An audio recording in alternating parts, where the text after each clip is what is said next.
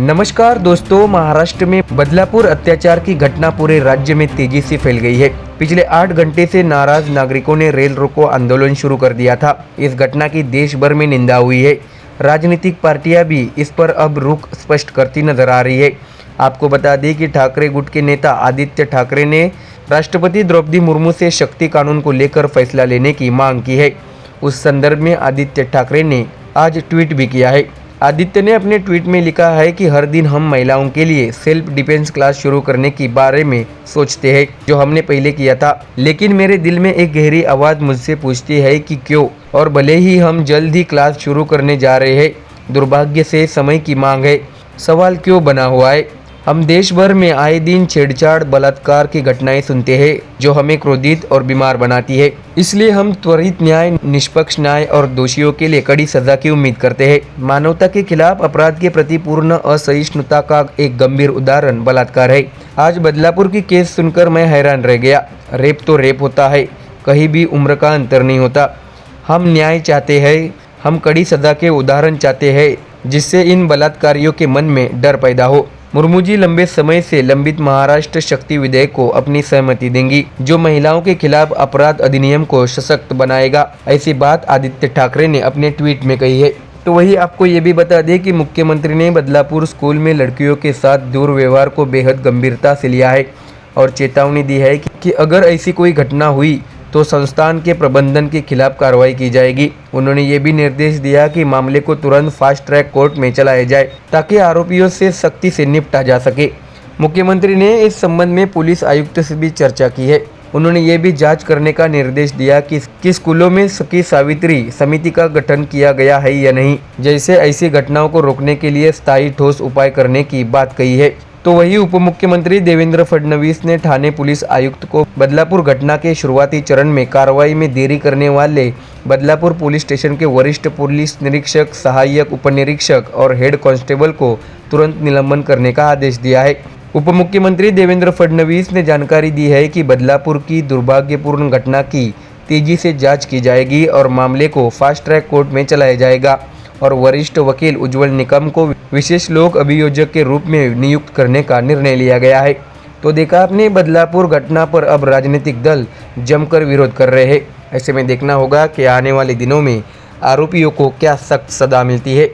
Bureau report, MDR news. दोस्तों, महाराष्ट्र की राजनीति विधानसभा चुनाव को लेकर इस वक्त काफी चर्चाओं में है। आरोप प्रत्यारोप लगातार जारी है। बीजेपी, शिवसेना और अजित पवार सत्ता पक्ष में बैठे हैं। ऐसे में आने वाले विधानसभा चुनाव को लेकर सत्ता हासिल करने का प्रयास करती दिख रही है। ऐसे में राज्य में नई नई योजनाएं लोगों तक पहुँचाई जा रही है। तो दूसरी ओर विपक्ष में बैठे उद्धव ठाकरे की शिवसेना, UBT, शरद पवार की NCP और कांग्रेस मिलकर चुनाव में उतरते दिख रही है। हालांकि विपक्ष में इस समय CM पद को लेकर अंदरूनी राजनीति शुरू है। विपक्ष हर दिन सत्ता पक्ष पर नए नए आरोप लगाकर अपनी पकड़ बनाने में लगी है। ऐसे में फिर एक बार शिवसेना के दोनों गुटों में एक टकराव का विषय फिर से चर्चाओं में बना है। क्या है पूरी खबर, आइए जानते हैं विस्तार से। मुख्यमंत्री एकनाथ शिंदे और उद्धव ठाकरे के बीच सियासी शीत युद्ध जारी है। दोनों नेता एक दूसरे की आलोचना करने का कोई मौका नहीं छोड़ते। साथ ही एक दूसरे के गुट से बड़ी हस्तियों को आकर्षित करने की होड़ भी चल रही है। अब एकनाथ शिंदे ने उद्धव ठाकरे और आदित्य ठाकरे को तगड़ा झटका दिया है। दरअसल मुख्यमंत्री एकनाथ शिंदे ने बॉलीवुड और क्रिकेट जगत के मशहूर राहुल कनाल के कंधों पर नई जिम्मेदारी दी है। सोशल मीडिया पर सलमान खान, संजय दत्त, विराट कोहली और सूर्य कुमार यादव जैसे दिग्गज हीरो के सोशल मीडिया पर मशहूर राहुल कनाल को अब शिवसेना का सोशल मीडिया प्रदेश प्रमुख चुना गया है। आपको बता दें कि राहुल कनाल कई सालों से राजनीति, बॉलीवुड और क्रिकेट जगत के लोगों के लिए काम कर रहे हैं। आई लव मुंबई के जरिए राहुल कनाल ने सिर्फ मुंबई में ही नहीं बल्कि पूरे भारत में काम किया है। राहुल कनाल ने बेजुबान जानवरों के लिए भोजन दान से लेकर उनके रहने तक की व्यवस्था की है। कोरोना काल में राहुल कनाल के काम को सोशल मीडिया के जरिए कई मशहूर हस्तियों ने कई बार सराहा है। अब विधानसभा चुनाव में राहुल कनाल के कंधों पर बड़ी जिम्मेदारी दी गई है। आपको ये भी बता दें कि राहुल कनाल को एक समय आदित्य ठाकरे का करीबी और मातोश्री के करीबी सहयोगियों में से एक माना जाता था। तो क्या सोशल मीडिया का मुखिया बनने के बाद राहुल कोई बड़ा राजनीतिक विस्फोट करते हैं, ये देखना होगा।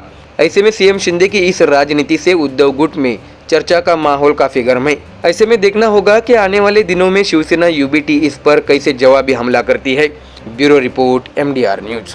महाराष्ट्र में शिवसेना, बीजेपी और एनसीपी के नेतृत्व वाली सरकारें हैं। महाराष्ट्र विधानसभा के लिए चुनाव अक्टूबर 2024 में होंगे और एक बड़ा मुकाबला शिवसेना, बीजेपी, राष्ट्रवादी ग्रैंड अलायंस और शिवसेना उद्धव बालासाहेब ठाकरे, राष्ट्रवादी कांग्रेस शरद चंद्र पवार और कांग्रेस के महाविकास आघाड़ी के बीच खेला जाएगा। दरअसल विधानसभा के सदस्यों की मौजूदा संख्या 288 है और सरकार बनाने के लिए बहुमत के आंकड़े 145 तक पहुंचना जरूरी है।